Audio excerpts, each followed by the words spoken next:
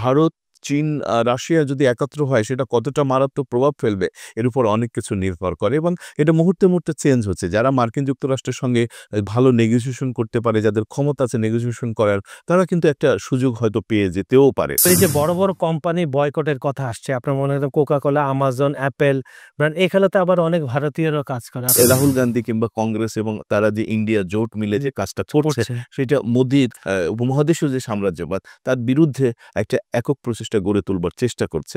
সুপ্রিয় দর্শক, বিশ্ব সংযোগে আপনাদের স্বাগতম। আপনাদের সঙ্গে রয়েছি আমি কাজল হায়দার, আর আমার সঙ্গে আজকে স্টুডিওতে রয়েছেন বিশিষ্ট কথা সাহিত্যিক মনি হায়দার। মনি ভাই, আমাদের এই বিশ্ব সংযোগ অনুষ্ঠানে আপনাকে স্বাগত। অনেক ধন্যবাদ।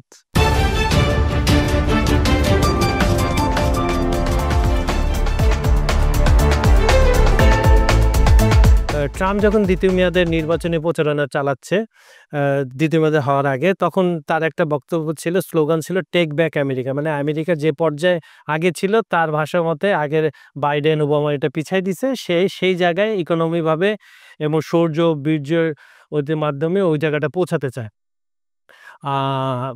ওই ক্যাটাগরিতে সে যখন দ্বিতীয়বার ক্ষমতায় আসলো, আপনার এই জানুয়ারিতে ২০২৫-এ নভেম্বরে যেহেতু নির্বাচিত হয়েছে, ওখানকার সিস্টেমটা তো কিছুদিন পরে শপথ নিতে হয়।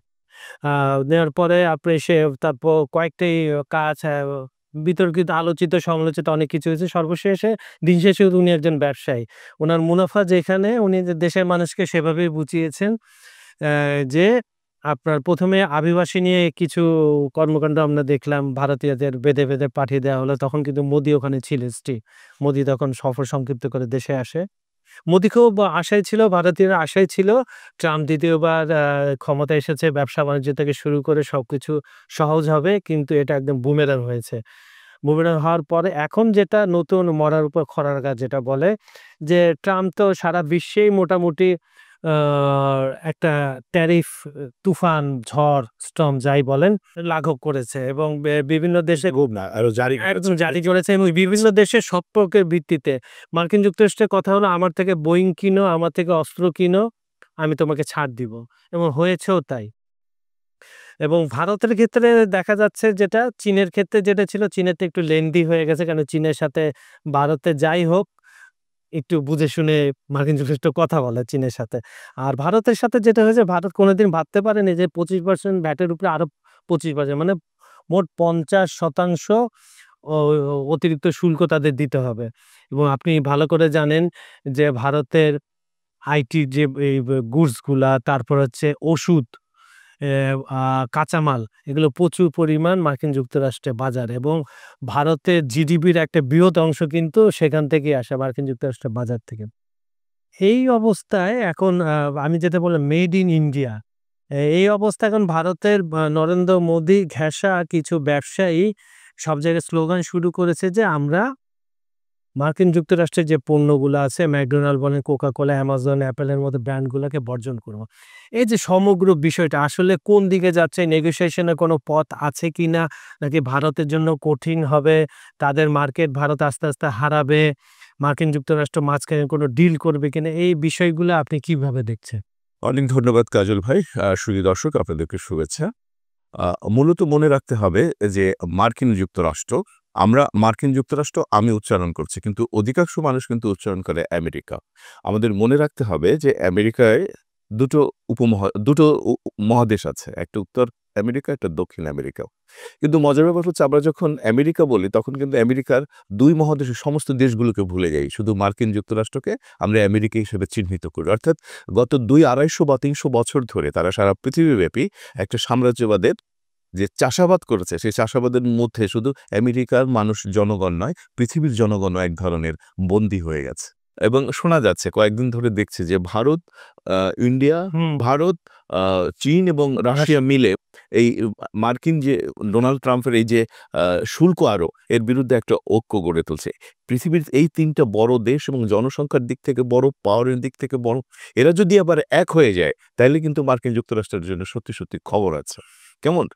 আর ভারত সত্যিকার অর্থে একটি বড় দেশ। তার প্রচুর প্রযুক্তি, কয়েক হাজার কোটি ডলারের তাদের বাণিজ্য।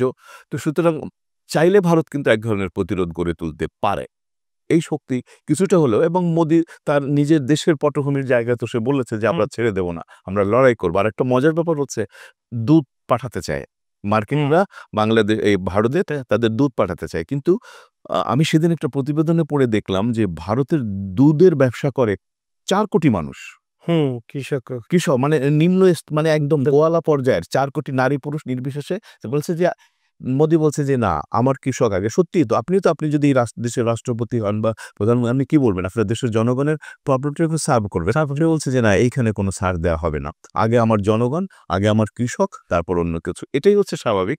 এবং এইটা আসলে কোথায় যাবে, কত দূর যাবে, এবং ভারত, চীন, রাশিয়া যদি একাত্র হয় সেটা কতটা মারাত্মক প্রভাব ফেলবে, এর উপর অনেক কিছু নির্ভর করে। এবং এটা মুহূর্তে মুহূর্তে চেঞ্জ হচ্ছে। যারা মার্কিন যুক্তরাষ্ট্রের সঙ্গে ভালো নেগোসিয়েশন করতে পারে, যাদের ক্ষমতা আছে নেগোসিয়েশন করার, তারা কিন্তু একটা সুযোগ হয়তো পেয়ে যেতেও পারে। যেমন বাংলাদেশের ব্যাপারে যে শুনেছি যে কতগুলো বিমান কিনবে $400 কোটি। এখন $400 কোটি এটা চিন্তা করলেই তো আমার মগজ হয়ে যায়, উল্টে যায়। $400 কোটি আপনি ভেবে দেখেছেন? কয়েক লক্ষ কোটি টাকা, তাই না? সেটা অবশ্য একদিনে কিনবে না, কয়েক বছর, 15 বা 20-25 বছর ধরে কিনবে, কারণ এগুলো বিমানগুলো আমাদের দরকার আছে। আর বিমান দিতেও তো সময় লাগবে, দিতেও সময় লাগবে। যে সবকিছু মিলিয়ে এই বাংলাদেশ কিন্তু আটকে পড়েছে।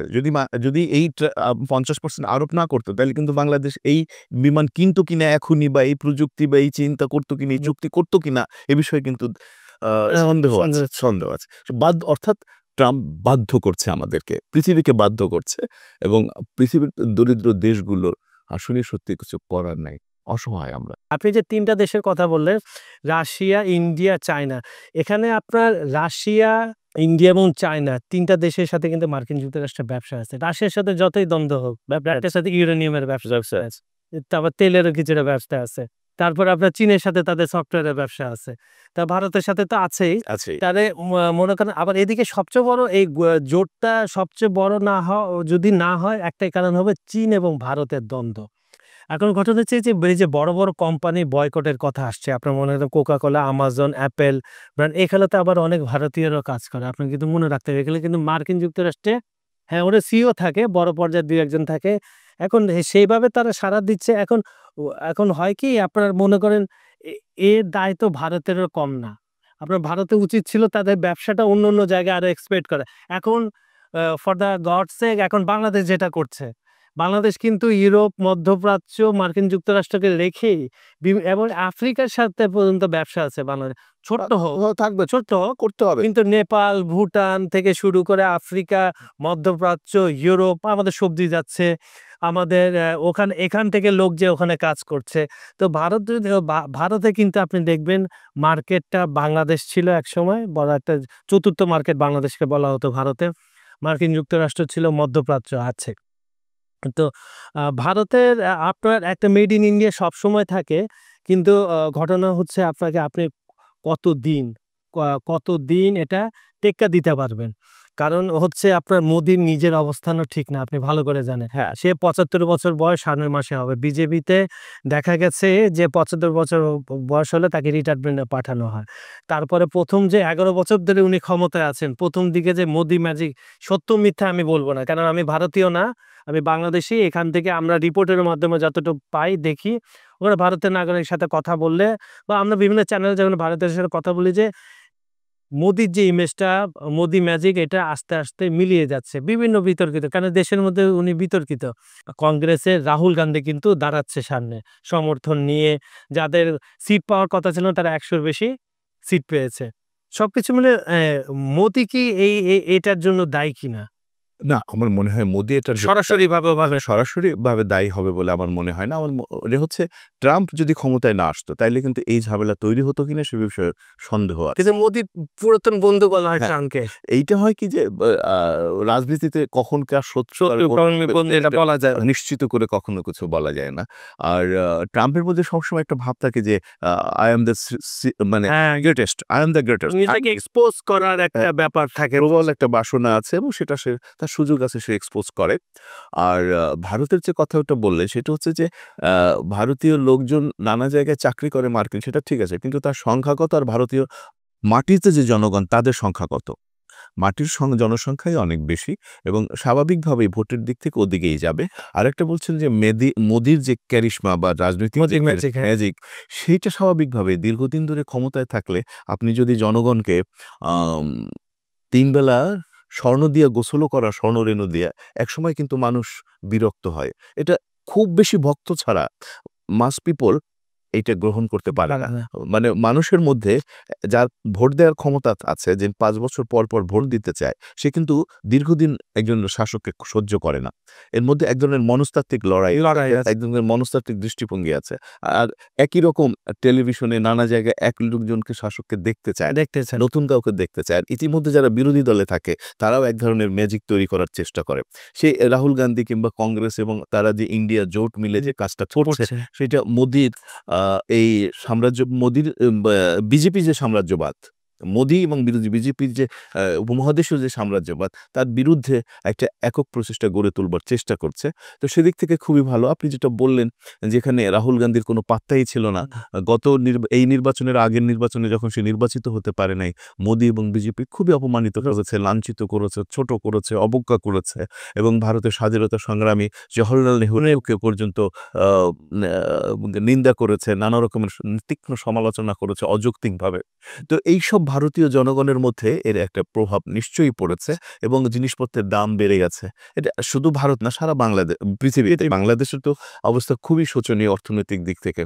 তো সেই জায়গায় আমার মনে হচ্ছে যে মোদির যে ব্যাপারটা এবং ইন্ডিয়ার বিজেপি শাসিত যে ব্যাপারটা আর ট্রাম্পের ব্যাপারটা, এটা একটা যোগসূত্র আছে, কিন্তু আবার বৈপরীত্যও আছে। ভারতের ওয়েলপন লিভিং, গোগলার দাস এক্সপোর্ট, ইন্দো কাউন্ট ট্রাইবেডের মতো বড় বড় রপ্তানিকারক প্রতিষ্ঠান তাদের শত্রু সন্ত্রাস যুক্তরাষ্ট্র থেকে করতে থাকে, কিন্তু এগুলো আস্তে আস্তে সরিয়ে নিচ্ছে তারা।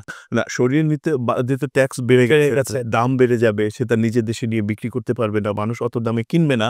তো ফলে অতিরিক্ত বিকল্প জায়গার সন্ধান করবে। তো বাংলাদেশ এবং ভিয়েতনাম এই জন্য উত্তম ক্ষেত্র প্রস্তুত হয়ে আছে।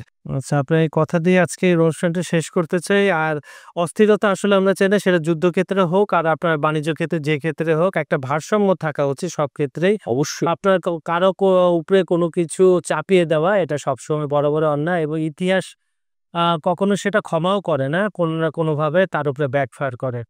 তো আমরা যে আপনার বিশ্ব অর্থনীতির যে অস্থিরতার ভাব, এটা শুধু যখন ঘটে ২ টা দেশের ক্ষেত্রে ঘটে না, এটা প্রভাব সারা বিশ্বের উপরে পড়ে। আমরা ইউক্রেনের যে রাশিয়ার মধ্যে যে দ্বন্দ্বটা চলে আসতেছে, এটা কিন্তু ২ টা দেশের মধ্যে হলো যে জিনিসপত্রের দামে বাংলাদেশ পর্যন্ত এফেক্ট হচ্ছে। ইউরোপ তো হচ্ছে। তাই চাই সব জায়গায় এই দ্বন্দ্বগুলো মুছে যাক। এই যে ঝামেলাগুলা, একটা মানুষের একটা দেশে কতটুক লাভ করা দরকার, যতটুক লাভ করা দরকার দিয়ে সবাই মিলে একটা সুখী পৃথিবী না হলে আপনি নিজেও দিন শেষে সুখী হতে পারবেন। নিশ্চয়ই নিশ্চিন্তে আপনি ঘুমাতে পারবেন না। আপনার মনে শঙ্কা থেকে যাবে, আপনি নিজেকে আয়নার সামনে দাঁড় করাতে পারবেন না। একজন ব্যবসায়ী যখন অতি মুনাফা করে, তখন কিন্তু এর ইমপ্যাক্ট গুলা যারা ক্রয় করে তাদের উপরে পড়ে। তাদের বাজেটের অনেক কিছু কাটছাঁট করে ওই জিনিসটা কিনতে হয়। মানুষ এখন বেঁচে থাকার জন্য যতটুকু দরকার ততটুকু খায়। এটা আসলে মানুষের জীবন হওয়া উচিত না। পৃথিবী এগিয়ে যাচ্ছে, আমাদের সেভাবে সব দিক থেকে এগিয়ে যেতে হবে। তো শুভকামনা রইলো সবার জন্য, সবার বোধোদয় হোক। যারা রাষ্ট্র ক্ষমতায় থাকেন বিভিন্ন পাওয়ারফুল দেশের, তারা পুরো পৃথিবীটিকে একটি পরিবার ভেবে সুখে থাকুক। তো আমাদের আজকের প্রোগ্রামটা যদি আপনাদের ভালো লেগে থাকে, লাইক, কমেন্ট ও শেয়ার করবেন। বরাবরের মতো আমাদের ভিডিওগুলা লাইক, কমেন্ট, শেয়ার করবেন। আমাদের চ্যানেলটা সাবস্ক্রাইব করে রাখবেন। আর আমাদের এখানে যদি আমাদের কাছ থেকে আপনারা কিছু জানতে চান, আমাদেরকে কমেন্টে লিখুন। আমরা চেষ্টা করব তথ্যবহুলভাবে সেটা উপস্থাপনের চেষ্টা করার। আপনারা ভালো থাকবেন, নিরাপদে থাকবেন, সুস্থ থাকবেন। মনে হয় তাহলে বিদায়। অনেক ধন্যবাদ সুধী দর্শক, থাকুন আমাদের সঙ্গে। আবার দেখা হবে। আবার দেখা হবে আগামী মাসটা। ধন্যবাদ সবাইকে।